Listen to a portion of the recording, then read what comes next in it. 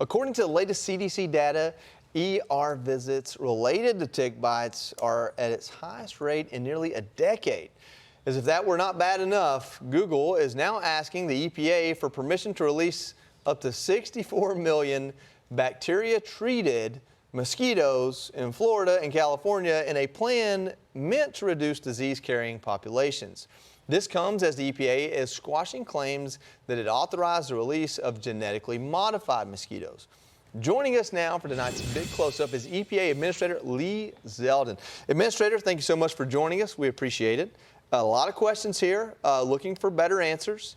Last week or a couple weeks ago, there was an accusation that I think 1 billion of these genetically modified mosquitoes had been released. And your specific tweet said, essentially, at least not in this administration. Well, this administration is a year and a half old, so 18, 19 months ago, were there 1 billion mosquitoes that were genetically modified released? So there was the experimental use permit that expired in August of 2024. That part is real. What was going out across social media was saying that this was some new authorization from EPA. And actually, since President Trump was sworn back in office, we have not extended that experimental use permit. It expired last August, and it hasn't continued while we've been in office.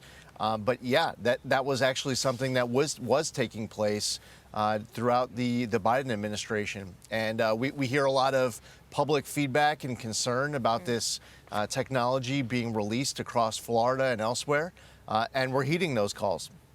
Administrator, I have a lot of questions on mosquitoes, but I also got some questions on the ticks. We attempted to get some answers last weekend. We didn't necessarily give our audience everything that they were looking for, so I want to take a whirl with you.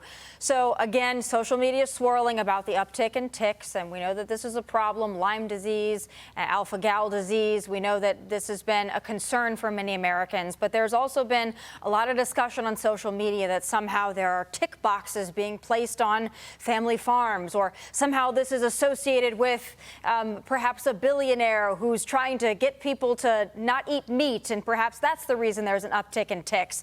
A lot of questions, a lot of social media chatter about it, so I want to give you a chance to address the tick question and give our viewers maybe some answers that they're certainly yearning for.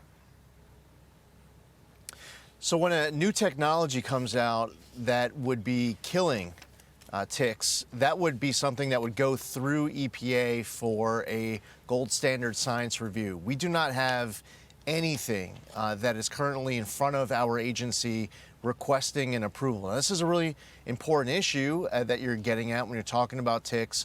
I've had Lyme disease. It's something that impacts a lot of Americans, a lot of American families across this country. But this is another topic where people are suggesting that since President Trump's been sworn into office, that we have been signing off on releasing technology as it relates to fighting the tick population.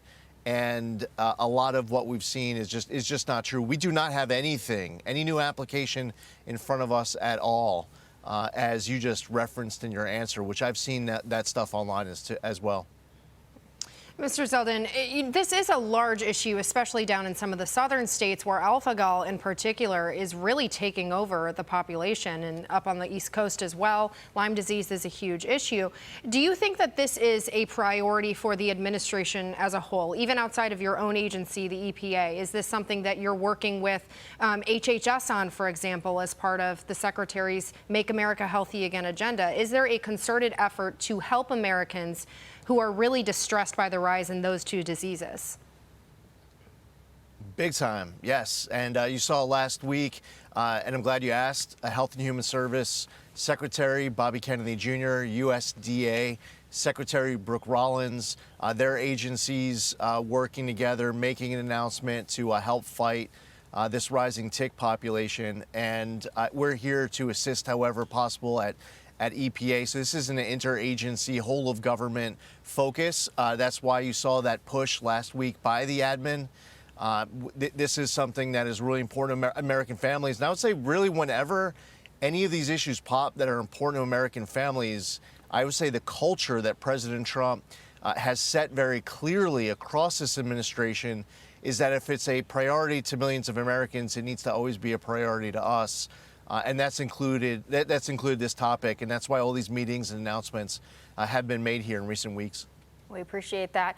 Administrator Zeldin, I want to turn to something that I'm personally very passionate about. I was so excited to see this from you this week. The EPA is taking new steps to phase out animal testing, replacing it with cutting-edge alternatives for chemical and pesticide safety reviews. The agency is expanding its list of approved alternative test methods and creating a new process for researchers and companies to reduce testing on animals like rabbits, mice, rats, and dogs, while still keeping American families safe.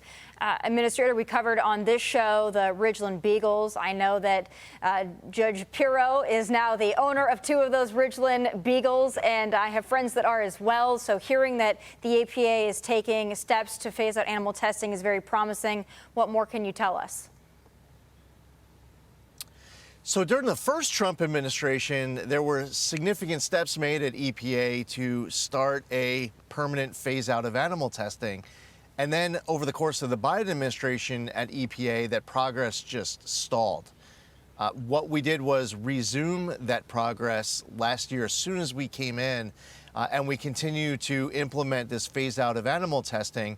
And part of the process that EPA is responsible for is validating these new approach methods, the alternative ways of being able to assess, to research, to study without having to use animals. So this past week, we announced 13 new approach methods, having that approval from our agency, which allows us to continue that process of phasing out animal testing permanently. We're excited to do it.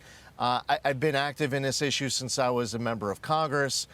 So many Americans, it doesn't matter, Republican, Democrat, Independent, blue state, red state, all across America.